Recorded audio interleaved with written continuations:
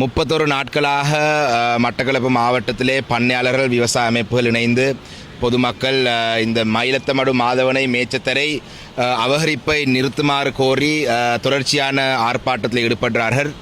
இன்று பல அழுத்தங்களுக்கு பிற்பாடு இன்று ஜனாதிபதி அவர்கள் சீனாவுக்கு போகிறதுக்கு இருந்தார்.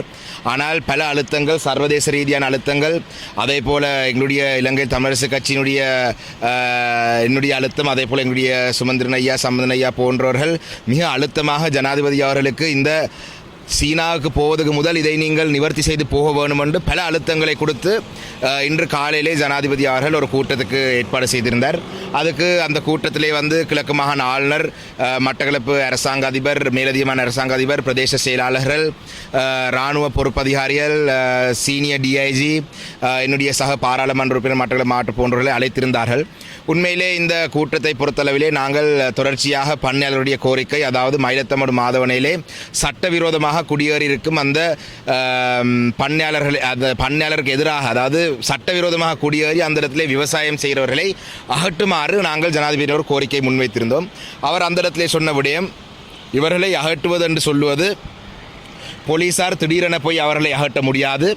அவர்களை அகற்றுவது என்று சொன்னால் போலீஸாருக்கு பொது பாதுகாப்பு இல்லாட்டி பொது சொத்து அபகரிப்பு போன்ற ஏதோ ஒரு சட்டமூலம் ஒன்றை பயன்படுத்தி அதனூடாக ஒரு நீதிமன்றங்களுக்கு சென்று நீதிமன்ற ஒரு உத்தரவை எடுத்து இவர்களை அகற்றுமாறு போலீஸாருக்கு கூறியிருக்கிறார். ஆனால் இந்த இடத்திலே நான் கேட்ட விடயம், இதை செய்வதற்கு எத்தனை நாட்கள் எடுக்கும் என்று சொன்னார். கேட்ட நான் உடனடியாக 1-2 நாட்களுக்குள்ளே இதை செய்யலாம் என்று சொல்லப்பட்டது.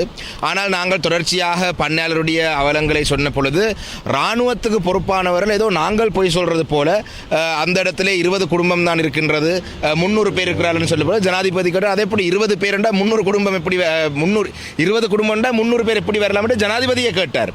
இதிலே வேடிக்கையான விடயம், அந்த மகாவலி அதிகார சபையினுடைய அதிகாரிகள், நீர்ப்பாசன திணைக்கள நீர்ப்பாசன அமைச்சுடைய செயலாளர், வந்த அரசு அதிகாரிகள் அனைவரும் ஜனாதிபதிக்கு சொன்ன விடயம், இல்லை இந்த சட்டவிரோதமாக குடியேறி இந்த விவசாயம் செய்கிறவர்களை நாங்கள் அனுமதிக்கத்தான் வேண்டும், அவர்கள் நீண்ட காலமாக இருக்கிறார்கள் என்று. நாங்கள் உண்மையிலே அந்த இடத்துல ஜனாதிபதிக்கும் கூட உண்மையான நிலவரத்தை சொல்லாமல் ஒரு ஒரு வித்தியாசமான ஒரு பாணியிலே இந்த செய்தியை சொல்வதற்கு பல முயற்சிகள் எடுக்கப்பட்டது. இதிலே மிக ஆணித்தனமாக நான் சொன்ன விடயம் என்னவென்று சொன்னால், இவங்களை உடனடியாக அகற்ற வேண்டும். ஆனால் ஜனாதிபதி சொன்னால் அவர்களை உடனடியாக போலீசார் எந்த ஒரு நீதிமன்ற உத்தரவும் இல்லாமல் அகற்ற போனால் போலீசாருக்கு எதிராக ஒரு நடவடிக்கை எடுக்கப்படும் என்று. அதனால் போலீசாருக்கு ஏதோ ஒரு வகையாக நீதிமன்ற கட்டளை ஒன்றை அடுத்த 2 நாட்களை எடுத்து இவர்களை அகற்றுவதற்குரிய முயற்சியை ஆரம்பிக்க சொன்னார். ஆனால் என்னை பொறுத்தளவிலே அதே போல தான் சிவனேஸ்வரி சந்திரகாந்தன் மாவட்ட அரசாங்க அதிபர், மாவட்ட அபிவிருத்தி குழு தலைவர் சொன்னார், இவ்விடத்தை இராணுவத்தையும் போலீஸையும் போட்டால் இந்த பிரச்சனை முடியும் என்று. ஆனால் பண்ணையாளர்களுக்கு ஆதரவாக இராணுவம் போலீஸும் நடந்து கொள்ளவில்லை என்றது உயர் அதிகாரிகள் இந்த கூட்டத்தில் நடந்தது பார்த்தாலே தெரிகிறது. அவ்வாறான ஒரு நிலையிலே சிப்பாய்களோ இல்லாட்டி சாதாரண போலீஸ் அதிகாரிகள் அந்த இடத்துக்கு போனால் அவர்கள் பண்ணையாளருக்கு எதிராக அந்த விவசாயம் செய்கிறவர்களுக்கு ஆதரவாக கடந்த காலத்தில் நடந்து கொண்டது தான் இருக்கும். அப்போ ஒரு முட்டாள்தனமான ஒரு விடயத்தை அந்த இடத்துல சிவனேஸ்வரி சந்திரகாந்தன் சொல்லியிருந்தார். ஆனால் இந்த விடயத்தில் என்னை பொறுத்தளவிலே இறுதியான ஒரு பண்ணையாளர்களுக்கு ஒரு பண்ணையாளருக்கு ஒரு பாதுகாப்புக்கான ஒரு வாக்குறுதியை ஜனாதிபதியால் கூட வழங்க முடியாத ஒரு சூழல்.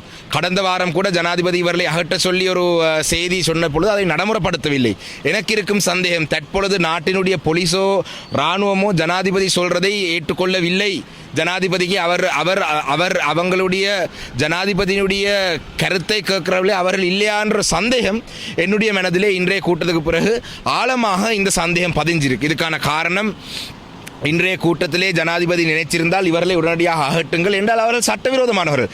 இன்று நான் கொழும்புலே இந்த இடத்திலே நான் ஒரு கூடாரத்தை அமைத்தால் ஒரு 1/2 மணி நேரத்துக்குள்ளே என்னை அகட்டி விடுவார்கள். இவர்கள் அந்த இடத்துல இருக்கிறவர்களுக்கு நாங்கள் சொன்னாங்கள், தியூலப்பத்தானவோ ஏதோ ஒரு சிங்கள கிராமம் இருந்தன்னு சொன்னால் அந்த கிராமத்தை நீங்கள் தேடி அவங்களை அங்கே குடியேற்றுங்கள். ஏன் மேச்சத்தரையில் இருக்கிறீங்களா? அப்போ ஜனாதிபதி இன்னொரு செய்தியை சொன்னார், நாங்கள் புல்லை வெட்டி கொண்டு இந்த மாடுகளுக்கு வேறு இடத்தை கொடுக்கலாமாண்டா. அதாவது இந்த விடயம் தொடர்பாக இந்த பிரச்சனை முழுமையாக சரியாக அறியாமல் இவர்கள் செயல்படுவது மிகவும் மனவேதனை தரும் ஒரு விடயம். பண்ணையாளர்களை அந்த இடத்துக்கு போக சொல்லுமாறு ஜனாதிபதி கேட்கிறார். தான் அவங்களுடைய பாதுகாப்புக்கும் அவங்களுடைய அந்த கால்நடைகளுடைய பாதுகாப்புக்கும் தான் வாக்குறுதி தருவதாக ஜனாதிபதி சொல்லியிருக்கிறார். இருந்தாலும் கூட இறுதி முடிவு பண்ணையாளர் தான் எடுக்க வேண்டும். அவர்களை அகற்றும் வரைக்கும் பண்ணையாளர் போக மாட்டார் என்று 31வது நாளாக ஆர்ப்பாட்டத்தில் ஈடுபடுறார்கள். இறுதி முடிவை நான் இந்த பண்ணையாளருக்கு இந்த செய்தியை நான் சொல்லுவேன். பண்ணையாளர் தான் இந்த விடயத்தை விடயத்துக்கான ஒரு தீர்மானத்தை எடுக்க வேண்டும். நான் இதுக்கான ஒரு தீர்மானத்தை எடுக்க இன்றே நான் எதிர்பார்த்து வந்த விடயம் இவர்கள் சட்டவிரோதமானால் ஏன் இவர்களை நீங்கள் அனுமதி இவர்களை அகட்டுங்கள், பண்ணையாளருக்கு நீங்கள் அந்த இடத்திலே மேய்ச்சத்தரையை பயன்படுத்த விடுங்கள் என்று சொன்னார். ஆனால் இதிலே வந்த அதிகாரிகள் பலர் பல செய்திகள், அதாவது இல்லை நாங்கள் இதுக்கு நாங்கள் மாற்று திட்டங்கள் வைத்திருக்கிறோம், தண்ணி வந்தால் இந்த பிரச்சனை முடியும், பாரிய அளவிலே பெரிய முதலீடு செய்கிறார்கள், இந்த காணியை கொடுக்கலாம், நாங்கள் கூடிய பால் கறக்கக்கூடிய இடங்களை கொண்டு வரும் என்றெல்லாம் ஆசை வார்த்தையிலே ஜனாதிபதிக்கு சொல்லி ஜனாதிபதியிலே கவனத்தை திசை திருப்பதற்கு முயற்சித்தார்கள். துரதிருஷ்டவசமாக இன்றைய நாளிலே மொழிபெயர்ப்பு செய்கிற வசதிகளும் அந்த இடத்துல இல்லாத காரணத்தினால் எங்களுடைய கலந்து கொண்ட சில ஏனைய நபர்கள் ஆங்கிலம் சிங்களம் சரியாக தெரியாதவர்கள் மிகவும் கஷ்டப்படக்கூடிய ஒரு சூழ்நிலை இருந்தது. அவங்களுக்கு கருத்தை சொல்ல முடியாது, சொல்கிற கருத்தை விளங்கவும் இல்லாமல் கஷ்டப்பட்டார் என்றதையும் தான் சொல்ல வரும். நன்றி.